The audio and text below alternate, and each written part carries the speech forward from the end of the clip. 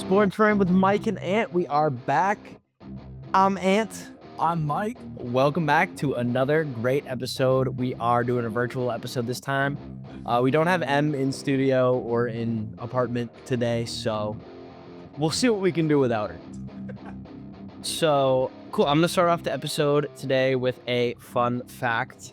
Today we're going to be talking, we're going to do a lot of cleanup on the NFL. So we're going to talk Raiders. We didn't get a chance to cover the Raiders and coaching changes. And so I kind of want to start with a fact that relates to both the Patriots and the Raiders. No, it's not the tuck rule. Sorry. It is about Patriots quarterback coach. You might have heard this. Ashton Grant was in talks of being offensive coordinator for the Raiders. Obviously, he did a great job with Drake May. He declined the ability to be a part of that process, and he decided to stay in-house with the Patriots. That's my fun fact. I think it's a very good sign for Drake May. I think that, not everybody's abandoning ship right away, nor should they. Yeah. So it's exciting. So I guess the Raiders are still looking for an offensive coordinator, but their coach is you got one? Yeah, we got one. It's gonna be Cool. it's Andrew Janoko. He was with the Seahawks. He's followed Kubiak every stop that he's gone through. So yeah, now he is listed as our offensive coordinator. Well, good. Maybe Ashton Grant was like, I wasn't gonna get it anyways. Yeah. Because it's not like the offer was officially out, but it is still a cool sign. If that guy and Kubiak work together for good offense, that's a great sign. Who's your defensive coordinator? Do you have one yet? Yeah, so we hired in-house. So we ended up sticking with a guy that a lot of Raider Nation was really hoping would one day get the job because he's so young and he's so highly regarded in the building and amongst his players. But they hired Rob Leonard, our former defensive line coach, who has an outstanding relationship with Max Crosby. So that is a good sign in regards to the Crosby situation. But Rob Leonard, this was a guy that we've heard about. He's been with the Raiders for 3 years under Patrick Graham, former defensive coordinator for 3 years. So Rob Leonard is kind of an exciting hire. We're looking forward to seeing what he can do, and a lot of Raider Nation was really juiced when they found out he got the job. That's cool. Okay, I do remember that they hired the Crosby guy. So, I mean, even if that gives you a higher chance to retain Crosby, that's a good thing. But also sounds like the team, the fans like him. So that's cool. That's a good move. Yeah. Yeah, it's exciting. Not to always transition it to the Pats, but the Pats, our defensive coordinator, Terrell Williams, last year was battling cancer and was unable to be present as a defensive coordinator. So we had this guy, Zach Kerr, not related to the Kerr family, of basketball. Zach Kerr stepped in and was the defensive coordinator for the playoffs and did like an incredible job. And Terrell Williams beat cancer and was able to come back. And instead of just kicking Kerr off after doing such a great job, they decided to promote Williams to a higher up job and let Kerr stay because he was doing really good with the defense. So that's very exciting. But we're not talking about the Patriots today. We're talking about the Raiders. Clint Kubiak, you got your guy. We got our guy. For a very long time, you're telling me you wanted that guy, Clint Kubiak, and you got him. How do you feel? I feel relieved for sure. I think that's the best way I could describe it when it first happened. And this was the thing. Yeah, like I said, we talked about it on and off air, I believe, about where the Raiders could go potentially with a coaching hire. And for me, it was really just about, I don't care about the experience. I don't care what you've done in the past. I do not care about how well you're liked amongst players. I wanted a young, offensive, innovative guru that could come in, be a spark that this team has been missing for so long, and sure enough, we got the number one guy this year that fit all of that, all those things that I just mentioned. And I think Kubiak is the name carries so much weight in NFL, in the NFL and in NFL circles. The Kubiak name goes a real long way, dating back to his father, Gary Kubiak, who won 2 Super Bowls, and most notably the one in 2015 when he won with the Broncos and Peyton Manning, 85-year-old Peyton Manning at the time. So both his sons are currently in the league coaching. His other son, Clay Kubiak, is the quarterbacks coach, I believe, for the San Francisco 49ers. And Clint is obviously leaving Seattle as the offensive coordinator to become the head coach for the Raiders.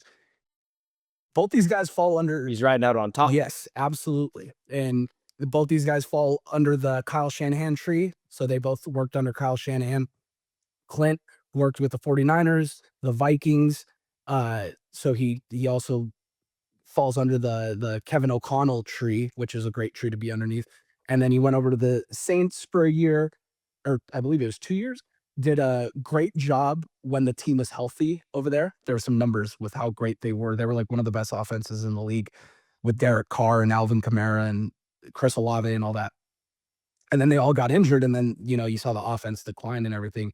Then he goes, follows Mike McDonald to Seattle, did a phenomenal job this year with Sam Darnold, and he got a lot of praise and a lot of opportunities to become a head coach in this league. He had a few interviews, and he ultimately chose the Raiders, which says a lot. I'm really happy he ended up obviously deciding to join us, but I think it says so much that we finally were able to bring in a coach that wanted to come here, that we had our eyes set on. For example, and I always talk about this, but last year we missed out on the Ben Johnson sweepstakes because we didn't have Caleb Williams. We didn't have an established quarterback. How did that work out for us? We ended up bringing in 73-year-old Pete Carroll. He brings in his own guy who ended up being the worst starting quarterback in the league. And luckily, and we'll get to this in a second, but essentially at the end of the day, it kind of worked out for us. Yeah. I mean, I think, judging based solely off how you have been and felt that the Raiders ended up in a great situation that you're happy with, I think if you didn't get him, if you didn't get Kubiak, this would be much different and you'd be crashing out really hard, and it may be kinda funny, but I'm glad to see that you guys got the coach that you wanted. Yeah, I think it's a great hire, and I think it was, I think for, a team in last place, a team that's getting a coach so late, a team that if you're looking at the destinations that opened up this offseason, there was a lot of really great ones. Buffalo, Baltimore, Pittsburgh. I think that even if your destination might not have been the most appealing, I guess number 1 pick quarterback is appealing somewhat, but even though maybe it wasn't the most appealing, you guys definitely got a candidate that was high up on the list of ones that were hired. So I think, like, I think I think it was a positive hire. I think that the hire was almost better than the situation destination, which is always a good thing. Mhm. Yeah. Yeah, for sure. And, like you kind of added, we waited the longest possible time you could wait, besides waiting the night before opening day, obviously. But like, we waited till after the Super Bowl, and that is a gigantic risk that a team could face. We last year, the Saints waited all the way till the Eagles finished their Super Bowl and won it, ultimately won it, to hire Kellen Moore, and that's a huge risk. All these candidates flew off the board pretty damn quick. Even though there was some spots that we weren't expecting to opened up, those got filled immediately. So now you're kind of left in this situation where it's like this guy or bust? Yeah. Yeah, and thankfully, you didn't have much competition towards the end. I mean, the Cardinals' position stayed open. They did close it before the Super Bowl, I believe. But yeah, I think it worked out. I think there are some other teams on this coaching cycle that if they really wanted Kubiak and it was between them and the Raiders, it would be a tough call. So I think it worked out for you guys. And Mhm. yeah, I don't I imagine if you're Kubiak, you probably use that leverage like crazy to get a little more money, huh? Like Oh, for sure. like yeah, who else? Like, throw an extra $5 million on that. Who else you hiring? And that's the beautiful thing about it is to us fans, we can be this way where we spend money on the team, we devote our lives to our certain teams. Guess what, Mark Davis? We don't give a damn if you have to pay him $100 million a year. It ain't coming out of our salary cap. It's not coming out of our pockets. We don't care. Guess what? You put on the worst possible amongst the league, the worst product on the field last year. And you know whose ticket price was the highest in the NFL? The Las Vegas Raiders. And it's like, you know what? We don't give a damn if you have to open up your checkbook. Look at what you put us through last season and look at what it costs to attend a game. Mhm. Mhm. So, I mean, at the end of the day, yes, we got our guy, and we can maybe go through the list of the 10 hires. I know we talked about them last episode or the episode prior. There's maybe one or two names that I would have considered over Kubiak, but I think to me, I don't want to hype it up too much because that's not. I'll explain why I'm not going to hype anything up too much this this upcoming season. But there's not many other candidates that I was so set on. Jesse Minter comes to mind. Like maybe he would have been a great hire. I don't think we have the team for a Jesse Minter type hire. John Harbaugh, obviously a phenomenal coach, but the roster's not there. I think what we got, who we got, and what we have to work with was the perfect scenario for Clint Kubiak to walk into potentially. Mm. Any pushback there? No, no, I agree that, maybe certain higher echelon coaches would have wanted to go into more of a win soon situation.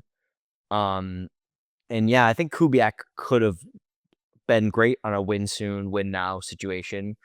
But I mean, it's probably nice to be able to go into a low expectation situation with the number one pick and be like, I can build this thing out however I want. He is young, like you said. Um, yeah, I think it's a really good landing spot for him, and I think it's a good landing spot for him. It's a great hire for Raiders and Raider fans and everything. So it's exciting. We'll see how it goes. I think it's always tough. Not tough, but it's always a bit of a gamble having someone go from coordinator to head coach. You don't Mhm. know necessarily how they are as a leader of a team, how they are at rallying people and hiring and everything like that. You've seen a lot of really great coordinators go on to not be coaches. I think Kubiak with the legacy of his family, the sturdiness of his name, it's like both legacy wise and just like Kubiak. I don't know, it just sounds foundational. I think he'll be. I feel more confident in him as a coordinator than I would in other coordinators. Making the switch. Yeah, absolutely. And the thing I alluded to just a bit ago, but I'll kind of explain to you why I am not gonna go like full in, like, oh my gosh, this is outstanding. I'm gonna take a step back because let me explain to you the last 2 years for me. The last 2 years, we got rid of the absolute disastrous cancer dating back in 2024 that was known as Super Bowl winning Josh McDaniels, who absolutely tore down a playoff team that had aspirations to further build on that. They got rid of him. They bring in their guy who took over as an interim for the better half of that second season, that the second half of that season, Antonio Pierce. We got all excited. We're like, okay, the defense looked really great when he took over. He's a rah-rah guy. He's all about the Raiders. There's no other coach that fits that persona more than Antonio Pierce. Look at how that season ended up. 4 wins on the year. Okay, you fire him, you you hope to land Ben Johnson, hopefully, somehow, some way. And might I add, I was looking forward to the Antonio Pierce thing. I thought we were going to be a 10-win team because that was a great quarterback class that he was entering in, and like, oh, okay, we can have our lead guy for the future. Things can go great after letting Derek Carr walk. That didn't work out for us. Then you fast forward to the next year. Pete Carroll, we missed out on the Johnson sweepstakes, like I just mentioned. I thought, okay, established Hall of Fame type coach, has been to Super Bowls, has won one. Everybody knows him for the outstanding coach and leader of men he is. Then he brings in Geno Smith, and you think, oh my God, this is the best quarterback we've had in years. I thought that was gonna be a great move, yeah. Everybody thought so. So I was like, okay, this team's gonna win 10 games. Obviously, that was a complete utter dumpster fire. Horrendous. Yeah. So this And year, we'll go. this year This I'm year just gonna brand new coach, young guy that I've just been praying that the Raiders get as a coach. Young and a offensive innovated. young quarterback that you're praying that the Raiders get as a quarterback. Maybe it's, like, bad luck to say that, maybe knock on wood or something, but I think it's gotta be set in stone. I have a number one cardinal sin rule that I follow every single year. If I really, really want a free agent or somebody to be drafted by the Raiders or just anything in general, or the same applies to all my teams, but I have a number one rule. I like to follow athletes of my teams on Instagram, as any typical fan would. I refuse to follow Mendoza on Instagram or anything. I don't Until I don't do it till it is done and official. that's cool. That I if didn't that's your do it thing, last year. I didn't do it last year with Shador Sanders. I'm not doing it this year. that's a good strategy. Honestly, if that's your superstition, go for it. And what is sports other than superstition, right? Absolutely. I think I hope that you guys don't overthink that. Although I'm not a huge I'm always interested in the type of bounty that you could get from trading down, but Mhm. Mendoza looks legit. That running touchdown he had in the championship was like the sideways dive, unbelievable. Can't make that shit up. So Yeah. we'll definitely see. I don't know if you want to talk at all about Pete Carroll and Geno Smith and how does the Raiders stint affect Pete Carroll's legacy? It's such a weird stain on such a long and storied and successful career. You don't often see a guy get hired, have the worst possible season, give up the number 1 pick, and then dip. Mhm. And that's and with his age, that's definitely probably it for him. Yeah. Oh, for sure. Yeah. Pete coming in, having the year that he had, obviously you're gonna look at his resume and his track record a little different because this is gonna be a huge blemish that is forever, cemented in the great legacy and the great coach that Pete Carroll is. Mhm. And I think I have a couple answers as to why it went the way it did. Um, John Spytek, the general manager, came in and he took this job solely because of Brady. Him and Tom Brady are boys, and he took the GM job before we even had a coach. So, they kind of gave full leverage to Spytek to say, "Hey, you see what the roster is. You see what we have. You have full range of the roster. Do as you please. Draft who you want. Sign who you want. Don't sign who you don't want." And there was a couple hiccups, letting Spillane go, letting Clavion Chason go, letting Trayvon Merritt go, huge blows to the Raiders defense. And, he didn't overpay for those guys, which other teams had to, and what they did. Uh, and, he decided to take a step back and it kind of put into reality that, like, okay, maybe he's trying to do a long haul rebuild, bring in your own guys, don't overpay for guys, all that.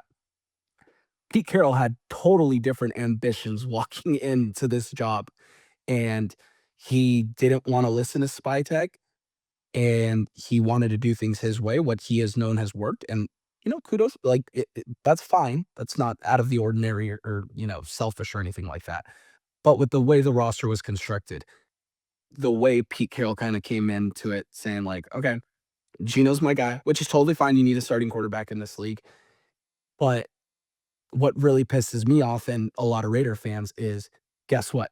Now we have a full year of tape on Alex Kappa, Stone Forsyth, uh, Jamal Adams, Tyler Lockett. It's like these guys, like they were not a part of this longevity of what the Raiders are going to be. And it took away playing time from guys like Dante Thornton Jr., who we talked about a lot. Jack Besh, who was drafted in the second round. Caleb Rogers, uh, um, Charles Grant, guys that are young that were drafted, and it's like they got zero playing time because Pete wanted to bring in his own guys that were older and veterans, and it ended up being a disaster. And now we have zero tape on our young guys that we Mhm. drafted. So it's like, they had no choice but to let Pete go. I saw a little bit of tape on Dante Thornton. I saw him make a pretty clutch catch in the 4th quarter, week 1 of the season. And let me tell you something, that's to the extent of his highlights for the Yeah. 2025 season. Well, that catch was sick. Yeah. No, I mean, I guess that makes sense. I didn't really see it like that, but it's, a win now coach and a win later GM. That's just not a good recipe at all. Is Spytek still with the team? Yeah. Yeah. You like it? Absolutely. I think he's Yeah, he's a win later guy trying to work a little bit with the coach, but it wasn't really working. The coach wants to win now. I mean, those are both respectable strategies. They just do not click together. Um, yeah, it's a weird situation. I definitely think that I think that this Pete Carroll second stint like firmly puts him below like Sean Payton all mhm, time, who's able mhm. to find success on a rerun. I thought Sean Payton was gonna do what Carroll just did basically and ruin not ruin his legacy, but just do like okay, you were good once, but you don't got anything left. But he's actually done a great job with this Broncos team, and I keep saying it, but damn it, he had Jared Stidham looking good in that fucking AFC Championship game. I just remember watching the first half. I wasn't even mad. I was like, he's playing, whatever. I obviously didn't want to lose, but yeah. What were you saying? I'm glad you kinda mentioned that, not the Sean Payton thing. He's doing a great job, like, whatever. Ugh, pisses me off. Um, but back to the Pete Carroll thing, he is now going to be remembered, and this is the crappy part. This is what really sucks for such a great, outstanding coach. There's Pick 2 3 things things. 2 things he's gonna be remembered for. Well, Not 3, you can throw him the bone, Super Bowl. in totality, n you know, he is a phenomenal, outstanding coach. Anybody who knows the NFL obviously But thinks the that 2 that there's 2 things that he's going to be remembered for forever, and it's gonna probably be the first 2 things ever brought up when mentioning Pete Carroll. Not running Marshawn Lynch at the 1-yard line and how disastrous he was as the Raiders head coach. yeah. I do think the Raiders thing will fade a little bit. I don't think the Marshawn Lynch thing will ever go away, like, not even close to ever go away. The Raiders thing, at least it was kind of like, not super huge expectations, like, Geno was supposed to come in and be great for the Raiders, but, like, y'all weren't on the 1-yard line less than less than 2 minutes from winning the goddamn Super Bowl. Less than a minute, right? Was there 40? It was like 40 seconds in that. I'll never Yeah, forget that there was shit ever. Oh, yeah. the feelings, the way that I felt in that moment, unbelievable. Uh, a lot better than the most recent Seahawks Super Bowl. And actually, I bring that up to go back to Kubiak. I have a question for you. I'm gonna put you on the hot seat a little bit here. Um, did Clint Kubiak do a good job in Super Bowl 60? Good job. Yeah, I would say he did a fine job. I mean, he wasn't I mean, putting up 26 points in a Super Bowl for Tw United 29 or 29, sorry. 17 of those came in the 4th quarter after the Patriots defense had been on the field all night. But there was also the conversation of he had Kenneth Walker run for do whatever he want. He looked like a horse out there doing whatever the hell he wanted. and he was moving the ball quite a bit up and down the field, whether they resulted in field goals, whatever. But he was still moving the ball very effectively. It didn't really look like the Patriots had an answer for what he was doing. And like we said in the last episode, Christian Gonzalez, if it wasn't for those two plays, the Seahawks score over 40 points in the Super Bowl. If for the Christian, wait, what you? Sorry, I missed that last part. I was looking something up. If it What'd you wasn't say? for Christian Gonzalez, I mean, the Seahawks score over 40 points in that Super Bowl. But mind you, That was a full defensive effort. I think Gonzalez was the best player on the field, but the whole defense showed up. yeah, I guess, but if Christian Gonzalez doesn't stop two of those plays, I guess you're right. Like 11 points isn't that crazy if you took him off the field. I think also the Seahawks, they had a defensive touchdown in that game. they did. Yeah. So okay. So 22 points. Sorry. 22. Yeah, 22 points. You're right. I mean, I think a lot of that fourth quarter is worth throwing away in the trash. Like the whole, I didn't bring up last episode how Drake May broke the record for pass yards in a quarter in the Super Bowl. That's not a good stat. That's not something that happened in a good sense, right? So yeah, I will say the Kenneth Walker thing is a good point, and that makes sense. There's this crazy stat about Milton Williams when he's healthy for the Patriots. I want to say we never allowed a 50-yard rusher when he was on the field all season. Walker, Wow. over 100. And he did have his way. Darnold didn't look too great, but I guess it's not 100% Kubiak's fault. I was kind of trying to put you in a situation where you had to either say Kubiak coached poorly or that the Patriots defense is like elite or something. They were that was a championship defense that day. The offense let them down, but yeah, I was just trying to get you to say some shit about Kubiak. I'm excited. I'm excited for Kubiak and the Raiders. I think Mendoza, it'd be fun to see him work out. He's kind of an interesting personality, not your prototypical quarterback type. And not in like a leadership way, in just terms of like personality way. Like he seems to be a good leader of men, and people would want to win for him. But he does seem a little goofy and silly. Oh yeah, for sure, 1000%. He's got a very unique personality, but I'm all for it, man. Honestly, I'm just looking for something here. You know, I'm grasping at straws, as they like to say. And Kubiak gives me a sense of that. Yeah. Mendoza, hopefully, please. I've been bumping Fernando by ABBA way too often for us not to draft.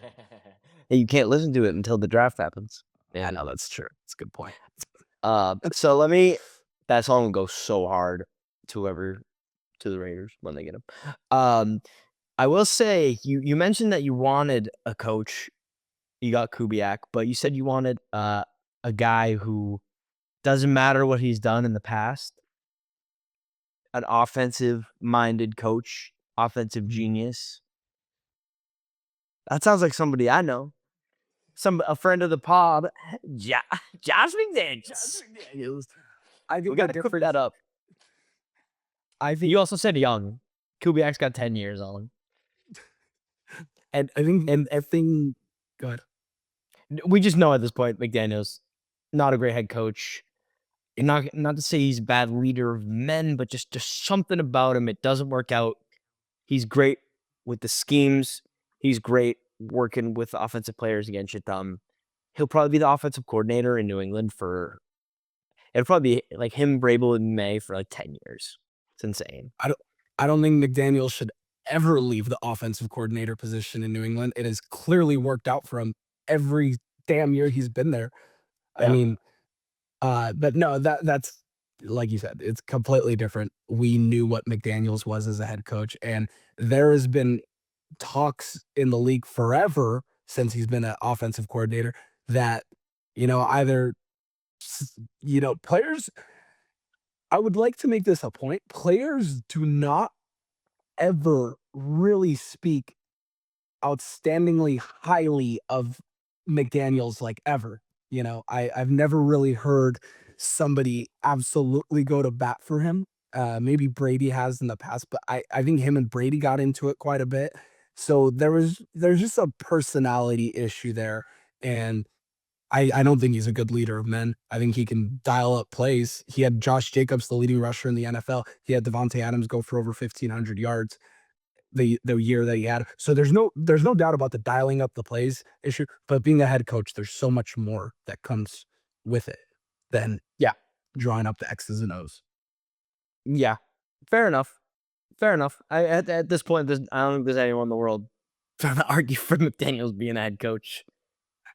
You don't see much like it where somebody's such a good coordinator, such a bad coach, such a good coordinator, such a bad coach, and then back to being a really good coordinator again. It's just nuts. I think who's the best example of that? Maybe Matt Patricia. Yeah, but not as an offensive coordinator. No, well that Bill. That's probably why Bill's not in the Hall of Fame. Yeah, you think that?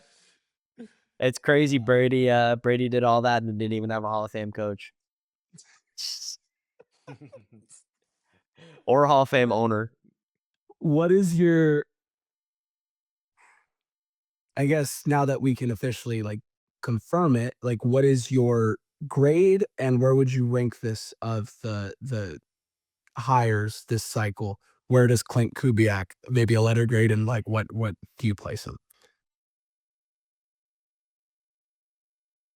And just to remind you, we had Arizona, uh, Mike LaFleur, Tennessee, Robert Saleh, the Giants, Harbaugh, Bills, Joe Brady, Stefanski in Cleveland. Who else are we missing here? Was it no Stefanski in Atlanta? Or yes, it's Stefanski in Atlanta is what I meant. Todd Monken in Cleveland, the Dolphin, or I said Jeff Halfley. Who else am I missing? Jeez, why is this so? Where'd McDermott go? I might think I'm where McDermott McDermott's. went. Oh, t- Pittsburgh, Mike McCarthy. Um, Jeez, there's three more. Obviously, Kubiak, Raiders. There's two more. What are the other two? Cardinals got yeah, Mike LaFleur. Mike LaFleur. Where's the two other ones? Why am I? McDermott didn't get hired? No, he's still out there. He's probably going to do TV. Said John Harbaugh. Considering the other guys are relevant, if you think of him, shout him out. I only hear Jesse Minter, Ravens Jesse Minter, and one more. I mean, I would put that at 2 or 3. I like the Harbaugh hire in New York. I might stick my neck out a little bit for that. And then I do like Stefanski in Atlanta, but I think it would be between him and that for Kubiak. Obviously, I have a little bias for coaches that have had success already as head coaches. Some of the coordinators I don't know as well. Like I don't really know much about Minter and everything, but I do know that Kubiak just led his offense to the Super Bowl and had the best wide receiver in the league this year off of somebody who was not in that caliber the year before. He showed flashes, but he wasn't in that caliber. And had Sam Darnold playing out of his hat, Kenneth Walker playing out of his hat. So I think the Kubiak hire has to be the highest of the coordinators that I don't necessarily know fully scope about. How long was he in Seattle? Like just 1 year, multiple years. What was he before? Kubiak. Why don't I know this? The Saints. This is his fun fact. 16 in 6 years. Damn. Yeah, I just think looking at what happened with the Seattle team this season, you got to be excited. So we'll see. What have you done for me lately? A lot. Absolutely. I think this is you know what's great about being this bad and being number 1 overall pick bad? Can't get much worse than here. Yep. It cannot. And I think this is a good thing. You would like coaches, any position, any high level position that's coming into a new place, you need full support. You know, the fact that Spy Tech handpicked them, Brady has his full support. Mark Davis is going to support whoever the hell is hired as the head coach for the Raiders. He gets to bring in his own staff, which is an amazing thing. I'm very happy in a lot of ways that Patrick Graham is no longer the defensive coordinator. He went to take the Pittsburgh job. I think it's great that he hired in-house, so there's a little bit of continuity there. So you're not refreshing everything. And Yeah. Rob Leonard should be exciting. He's young, so it's just a great place to be with young head coach. You got two young coordinators. The offensive coordinator doesn't really matter. Kubiak's gonna be calling his own damn plays.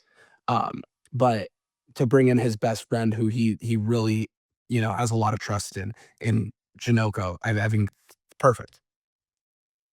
Hell yeah. Spy Tech is a sick last name too. Shout her out. But yeah, Kubiak, new coach of the Raiders. We're excited to see what comes of that. Uh, since we're kind of on a theme of talking of coaches for teams that you root for, maybe we take a gander at the A in our logo. Talk about UCLA. Mike, what happened with UCLA basketball the other day? Was it yesterday? It was yesterday, it was last night. The fuck's going on, huh? What an embarrassment. So Yeah. UCLA basketball has had a very rocky up and down season, and their record is 17-9, so pretty damn solid, but not up to UCLA standards for sure for basketball. Uh, And head coach Mick Cronin has been very outspoken since the move to the Big Ten and having to do a lot more travel rather than just stay primarily on the West Coast. He's had to go to New York, which he's made a fuss about. He's had to go play in the Midwest, which he's made a fuss about. He had a quote last year. I don't know if you ever heard this one, but that there was the first year that UCLA basketball was in the Big Ten. So whole different travel schedule, whole different areas of the country that you're playing in. And it was funny. They played against Rutgers, which is in New Jersey, New York. And Rutgers, they yeah. had a tournament, I think the following week in New York as well. And like, there's this quote where they're like, "Oh, so Mick, like, how do you feel about, adjusting to the whole travel and everything like that?" And he was being a smartass. He goes, "What do you think I think of it? We're traveling every damn weekend." He's all like, this is what he says. He goes, "I mean, we for Christ's sakes, guys, we've seen the Statue of Liberty 2 times or 3 times in the last 2 weeks. How do you think I feel about it?" And it was just a funny quote. Damn. He's been frustrated. So So he's how been do you very feel about him? Do you think you do not like that? That he's kinda bitching about all the travel? he complains way too often for a dude who's getting paid $6 million a year to do his job in Yeah. Westwood, California. And it's not like it's some egregious thing that only they have to deal with or, that it's not worth the job, what he's getting paid doesn't it's honestly, kinda just letting your opponent know that you're uncomfortable maybe in a sense, Mm, mhm, and showing signs of it's weakness. showing signs of weakness, a weird hill to die on, like, you just really don't like to travel, it's maybe not the job for you, that is Yep. odd, he seems to be unhappy, Very but much so, and he's at least he gets along with his players. yeah, yeah. So for those of you that don't know, that didn't keep up with the news that happened yesterday, Tuesday, February 17th, UCLA played at Michigan State. Um, a pretty good team this year. They're ranked nationally. And this was a big game for Mick Cronin and UCLA because they needed to win to help their resume for potentially making the NCAA tournament. And last night he had quite a blow up. UCLA was getting their asses kicked for a majority of the night, pretty much the entire night besides tip off. And UCLA was down 77-50 with about, I think it was like 4 minutes left in the second half. The Michigan State player had a breakaway, wide open slam dunk, and granted, they're up by 27 points at this point. Center for UCLA, Steven Jamerson, was trying to chase him down. He was way behind him, tried to chase him down running full speed, goes up to block the dunk from directly behind him and fouls him. The foul is not egregious. Okay. For those who've seen the video, you know what I'm talking about. The foul is not egregious. The angle I saw, not at all. Not one bit. Went up, Yeah. try to make a play, and there's still photos. Somebody posted them later on in the night. There's still photos of like exactly when the contact happened, exactly when both players are at the peak of their jump, and he's literally looking at the ball trying to hit it. The foul, the player went down pretty hard. The whole crowd starts getting into it. The player gets up immediately at Jamerson and like is like squaring up to fight him, and Jamerson's just kind of standing there like a tough guy, you know, whatever. But he didn't do anything else after that. Just went up for the ball. That both players fell. Michigan State player gets up all pissed off. Cronin is losing his you know what on the sideline. Immediately pulls him out of the game, grabs Jamerson and points to the locker room, grabs his assistant coach, says, "Get him the hell out of here. He's out. He's done." Throws his showers, kid. own player, throws his own player out in the middle of the second half for a foul that was. Do you not want your players playing hard? Yeah. He is on record for saying, "My players play like a bunch of softies. I want guys that are willing to play hard." That there's literal multiple videos of him saying like this team is too soft. He always calls out his players. They're a bunch of weak softies. And This guy, sorry. The one time a player is going hard and maybe plays a little too intense, you're gonna kick him right the fuck out. This coach sounds like a huge bitch. He sounds like he's complaining all the time, and nobody's doing anything right around him, and he's got to travel too much. Does he enjoy the job? Does he want to be there? he's a big quote guy. So another one of his quotes is like somebody asked him once, like, "Are you unhappy?" Whatever. And he's like, "Why would I be unhappy? I drive out of my house and make a left on Sunset," referring to driving to UCLA. He's like, "Why? Who in the hell would be upset with that?" But for somebody who said that, you seem very unhappy all the damn time. I don't want to play for that guy. I don't want to play hard for that guy. That's and I gotta mention, what's the name of the kid that got ejected? Steven Jamerson. Steven Jamerson. That is an unfortunate name. I don't like that name. It kind of sounds like I'm eating a peanut butter and fluff sandwich. Like Steven Jamerson. No offense to the player. I'm sure he's a great player, and he was hustling hard, and I fully respect not giving up on the play. Maybe get go by Stevie J or something. I don't know, but Right. sorry, not that that's a point that matters right now. No. But Yeah, definitely. And how the whole thing is, I think so Cronin has a lot of respect for Tom Izzo, the legendary current coach of the Michigan State Spartans. So they went out to dinner the night before. There was like a whole story. Like they have a really great relationship, and Cronin looks up to him a lot. So I think he was, and this is what's weird. This is my take on it. This is what I find extremely weird. I think he has such a great relationship and looks up to Izzo so much. He was sending a message to Izzo, like this is my take on it. I think he's sending a message to Izzo, like, "Oh, I'll never let my players disrespect you and your program and your players. So I'm gonna make a whole I'm gonna make a whole skeptic of it and throw my player out because you're disrespecting Tom Izzo." It's like, dude, like, come on, man. He didn't throw a punch. He didn't throw an elbow. He didn't kick the guy. He didn't spit on him. He didn't call him a racial slur or a derogatory term.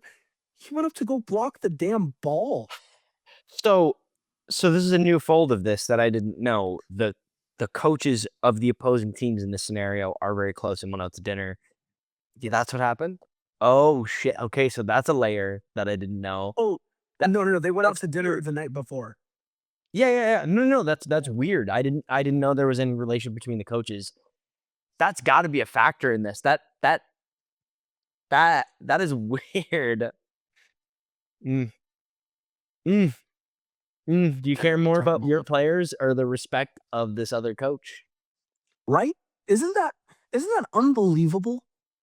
Mm, yeah. I bet he wouldn't mind his player doing that in front of the Statue of Liberty.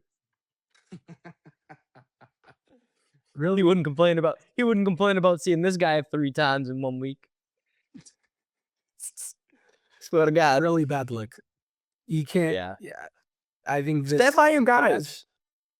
1000%. And imagine if you're a high school recruit and you're considering UCLA, and then you see how this coach just treated his own player in front of everybody on national television, or it wasn't national, it was on Peacock, but you get the point.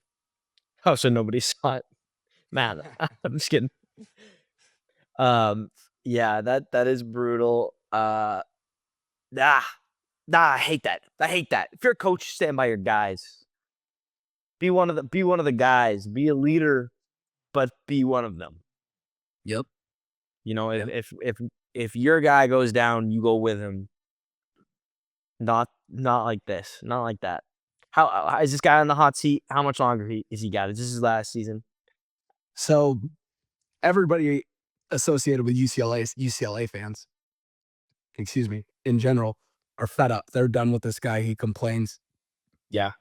He's been a very good coach throughout his tenure at UCLA, but it's just unacceptable, and the complaining and like the unforced attention you're bringing to your program when you are one of the blue bloods in the sport. It's really disheartening. It's really embarrassing. So we're all UCLA fans are pretty much calling for his head at this point. Just be like, this is it. It's over and done with. Like we're done. We're no longer supporting. There was a booster today that emailed the chancellor of UCLA saying, I will no longer donate to the UCLA basketball program as long as Mick Cronin is around, because he's an embarrassment to the program at this point, which is the truth. Money talks. Money talks. They want a good product. Yep. That's crazy. And you can't be, there's certain things you can't do as a coach. And I mean, that is just absolutely embarrassing, and it's a disaster. So, but our athletic director is an idiot, Martin Jarmond. So that's his boy. We need All the him way gone from too. Cincinnati. I would absolutely love him gone. All right, let's get him out. Let's get him out. Start sending Stanley word. If there are players on your sports team that have got to go, they have got to go. Players, coaches, anybody involved, no tolerance. Yeah. Maybe we can get the Rant colony to come together and write a bunch of. The Rant colony will invade UCLA. You're only as strong as your weakest link. Absolutely. Absolutely. All right. Yeah, all right. Well, enough of that. Well, Rant colony, hope you enjoyed another virtual ep. We got one more thing. Hold on, Rant colony.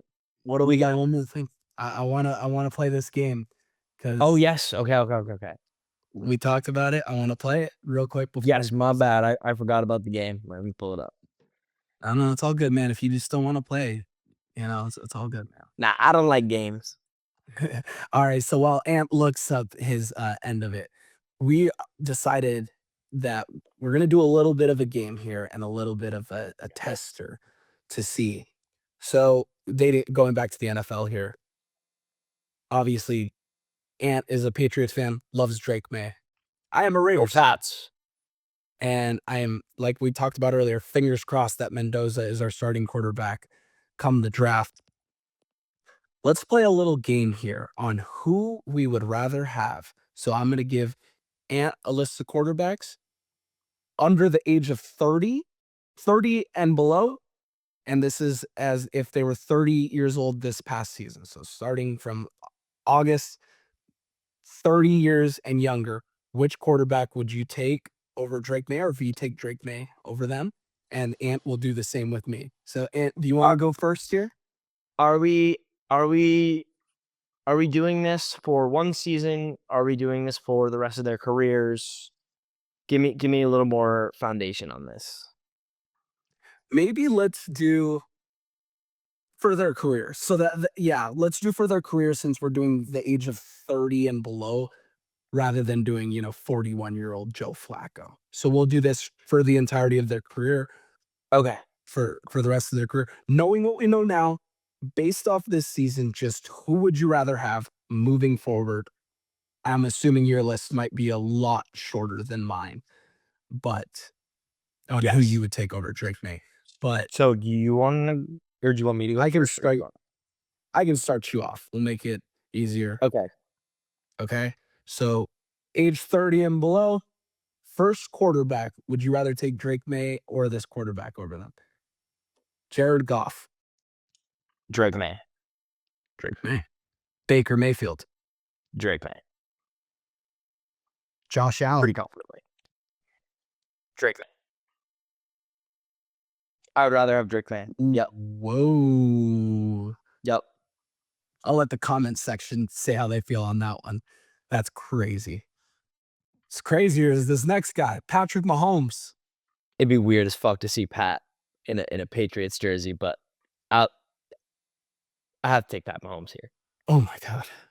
All right, these next few are pretty. Oh, Kyler Murray, Drake May. Daniel Jones, Drake May. Lamar Jackson. Okay, let me think about this one for a second. Okay, this is almost a fair one to contemplate, but I mean, I would rather have Lamar than Josh Allen right now. You got 1 year younger, and it's got to be noted how Josh Allen falls apart a little bit in the playoffs. Not to say Drake May didn't just do that, but the sample size is much smaller. Lamar Jackson, however, he also has a tough time winning the big games in the playoffs, but he's a one-man offense. He's got 5 years on Drake May. I think I would take Lamar Jackson right now. okay. Yeah. 28-year-old Lamar. Oh, I think he's 29 now, but whatever. Well, that might change things. Yeah. Super Bowl winning quarterback, Sam Darnold. Give me Drake May. That's fair. Confidently. That's fair. Confidently. That's fair. That's fair. Yeah. Okay. Super Bowl attendee, just like your boy, 28-year-old Joe Burrow. Hell of a player. I think I would take Drake May. I think Drake May's play style allows you to run a different offense with different looks to it. And I think Drake May this regular season was about as good as Burrow's ever been as a passer. And then Drake May has the mobile element that Burrow doesn't have. So yeah. I can kind of see that. And Burrow's been very injury prone throughout his career. Yes. Whatever. 27-year-old and Super Bowl winning MVP, Jalen Hurts. Oh my God, I was like looking at Tua. I went to the other row too soon. Give me Drake May over Jalen Hurts. Yeah. Okay. Jalen Hurts is not that good. That's fair. Not That's fair. That's fair. That's fair. That's fair. That's fair. That's fair. All right. 27-year-old Tua. Drake May. 27-year-old Justin Herbert. Give me Drake May. Give me Drake May. I want to say Herbert though. Shout him out for what? He's a great regular season quarterback. Oh, okay. 26-year-old Jordan Love. Drake May. All right, we can. Justin Fields, 26 years old. Why is he on this list? Drake May. Brock Purdy, 26 years old. Drake May. Okay. 25-year-old Trevor Lawrence. Drake May. Although Trevor had a great year.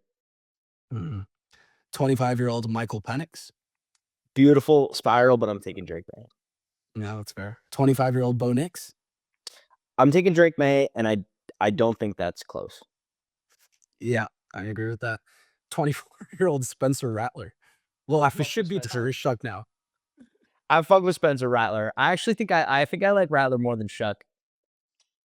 a little That's bit, but crazy. it doesn't matter who the Saints have. I'm taking Drake May. Okay. This one's gonna raise some questions depending on who you take.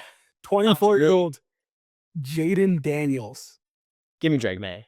That's that that's Daniels is an incredible player, but he hasn't even done as much as Drake May, and he's a year older. yeah, because he faced the never mind. I'm not gonna say it. Um Jaden Daniels. Bryce Young, 24 years old. I like Bryce Young, but Drake May is the pick here. 23-year-old CJ Stroud. I mean, this is a joke at this point now, but like, yeah, no, not Stroud. Give me. Okay. Be careful with this one. Caleb Williams. I want to keep Drake May. I know you don't agree with that. I know you don't agree with that. I don't want him again. Cam Ward. Drake May. Your last one. And we got 9. I keep Drake May over 9. I do think the Caleb thing, like, I don't think I'd fault you for going either way on that. But being the same age, May is already in the building and has had success. I think Caleb Williams is fun as hell, but at some point, it's just like if you know if they both have such high potential, I'd rather the guy that we have that we've been rocking with and that I've fallen in love with. Drake May, and you can interpret that however you want. But when it comes to, are the only people I picked over him Mahomes and Jackson? That's a little crazy. That is pretty wild. They're who I think would maybe have more of a win now Super Bowl aspect. I think the game would have maybe gone a little bit different with those two. Josh Allen is probably the most controversial one that I didn't take, but I just think that controversial. I think that coming into the season, a lot of people thought that Drake May could be the next Josh Allen. And then this season, he kind of looked like a Josh Allen.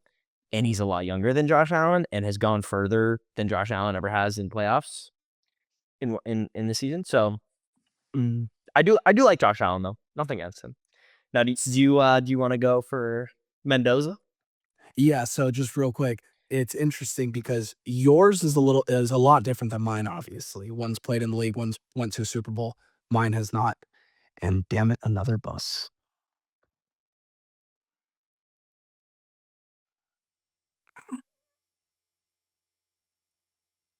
Oh wait, I can talk a little bit, I think. Hold on. Yours is played in a Super Bowl. Obviously, mine is not. And 2, yours is kind of like, okay, we're talking about simply talent at that point and who's got the better skill set. Just because, like, if you insert said quarterbacks in the exact position that Drake May has, what would they be if they would be better, worse, or you just like your guy more? And I totally understand that, and I get that. Okay, Mike, I'm going to list you off some names of quarterbacks that are 30 and below, Mhm. maybe 31 by now. And you're going to tell me if you would rather have them or Fernando Mendoza. So give me the name of who you'd want between Fernando Mendoza and Jared Goff, I take Mendoza right now. Baker Mayfield for their career, Just for starting right now. I'm taking Mendoza. Josh Allen, Taking Josh Allen. Patrick Mahomes.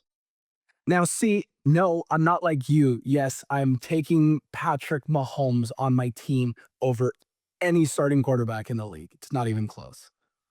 29 coming off his worst season ever. Okay. I don't care.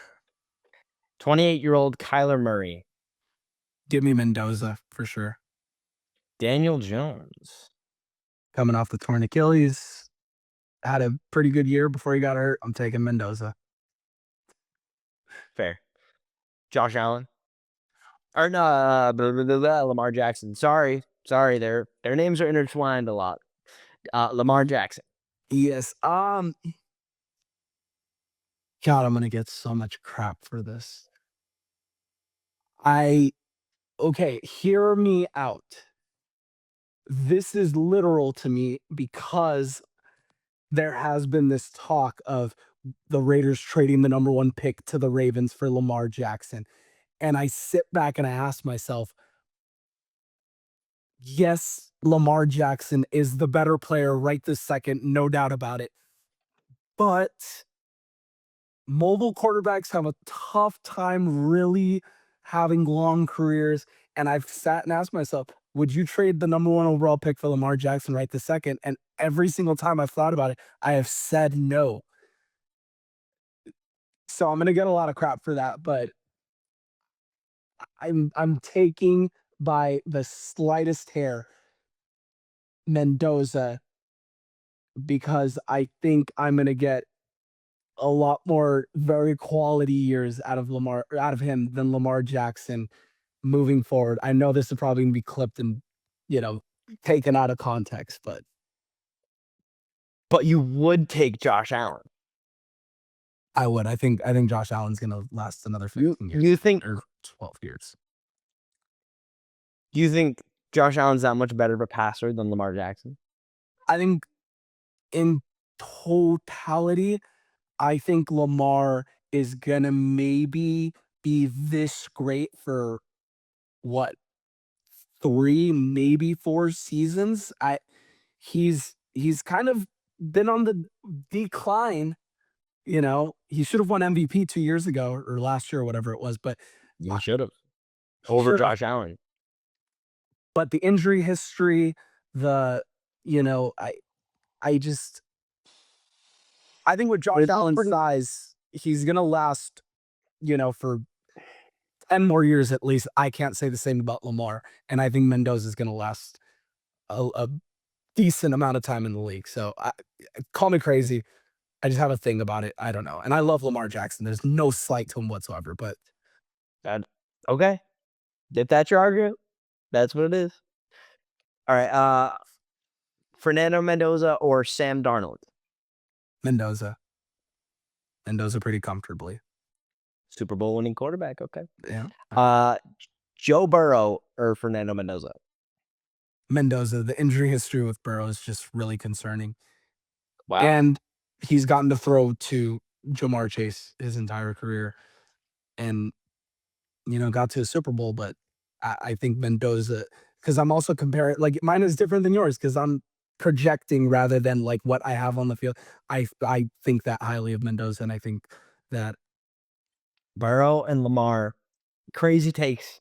I understand. I get it. I listen. Jalen Hurts?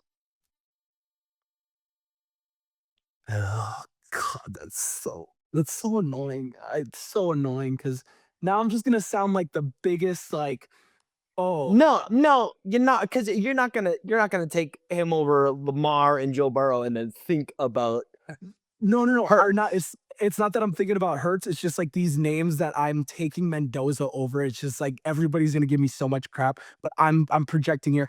Yes, I'm taking Mendoza over Jalen Hurts. Yes, I, Mhm. I know. Mhm. I And you say I'm crazy about Drake May. th- again, we're we're comparing apples to oranges here, man. Like I just like he's your guy, he's my guy, and Fair I enough. see all the talent in the world in Mendoza. I don't think that's we could look back on this 5 years from now and say like, what the hell was Mike talking about? Or we could say like, damn, maybe Mike didn't choose Mendoza over guys that he should have. Well, we will see. Okay, 27-year-old Tua Tagovailoa. Yeah, yeah, that's not even close. Mendoza, Justin Herbert, don't. Yeah, Mendoza. Jordan Love. See, this one's interesting. Younger, all the talent in the world. Uh, doesn't have a great receiving core.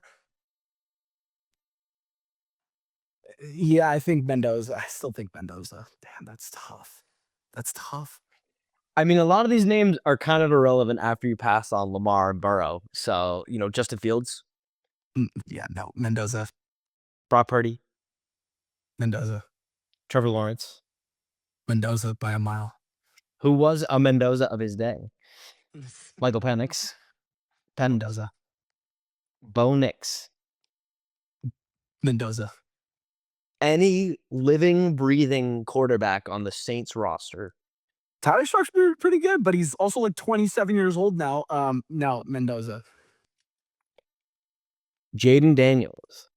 Jaden. I think I would go Jaden. I'd go Jaden. I think that's reasonable. Bryce Young. Mendoza. CJ Stroud. Mendoza. Caleb Williams. No. Oh, yeah. I'm taking Caleb. Taking Caleb. Drake May. Right this second. Did you forget how to pronounce Drake May's name? Drake, May. Yeah, I got it. I,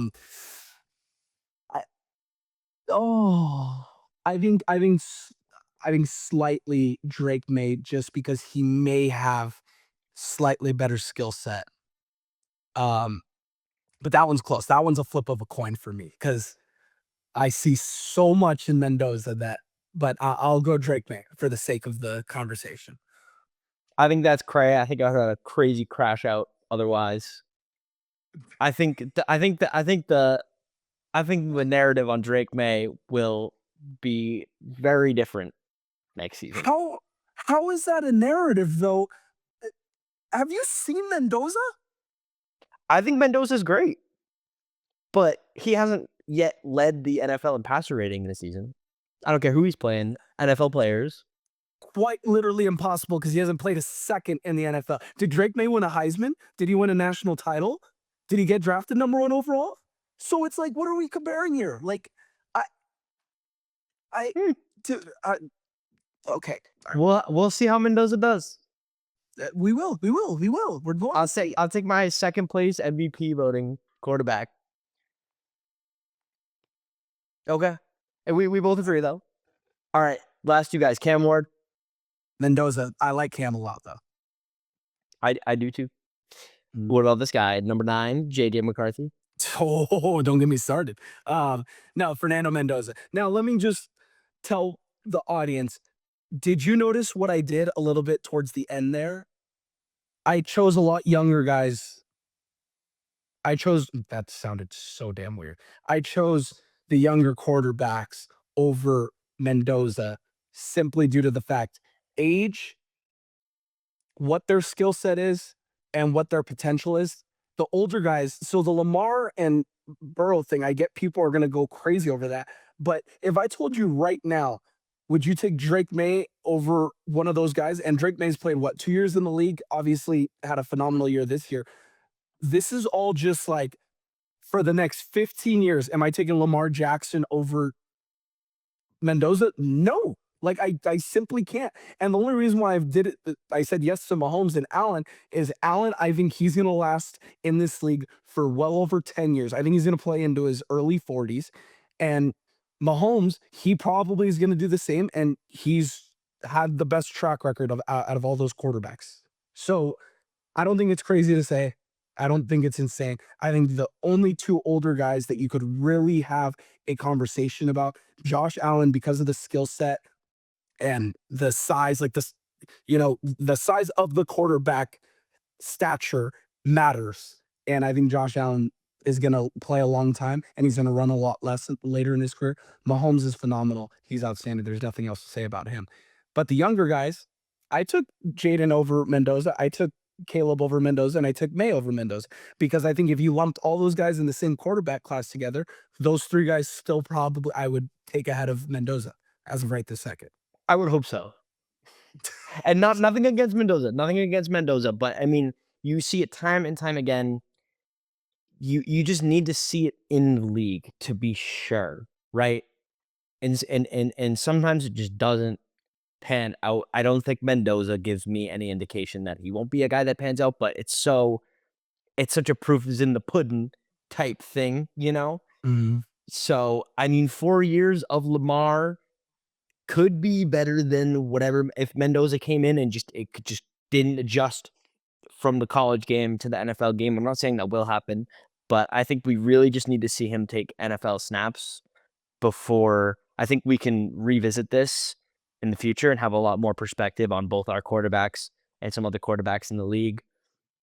There were some really good quarterbacks that neither of us wanted. Yeah, we'll just have to see about the future. But we'll see what the people say about what we just did.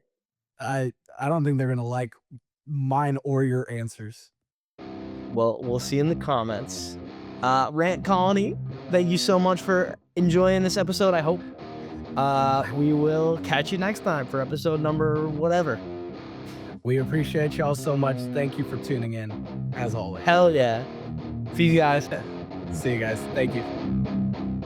Thanks for watching Sports Rant with Mike and Ant. Sports Rant is hosted by Anthony Russo and Michael Gonzalez, produced by M. Wood, and recorded at Third Wheel Podcast Studios in Los Angeles. Follow the show on YouTube and Instagram at Sports Rant Pod.